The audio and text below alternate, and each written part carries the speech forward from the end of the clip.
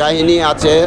আপনার জঙ্গল অবস্থায় ছিলেন, এখানে কাশি হওয়ার কথা। এইবারে আমরা জানি মাধব ঠাকুর বলে একজন ঠাকুর ছিলেন, তিনি এই কাশিটা ভঙ্গ করেছেন। সেই জন্য জায়গাটার নাম হচ্ছে কাশীনগর। গাভী এসে দুধ দিয়ে যেত, গাভীর দুধ দিয়ে যেত। পাড়ার যাদের গাই তারা খোঁজ করতো যে দুধ কোথায় যাচ্ছে। দুধ খুঁজে খুঁজে দেখলো যে জঙ্গলের মধ্যে এক শিলামূর্তি।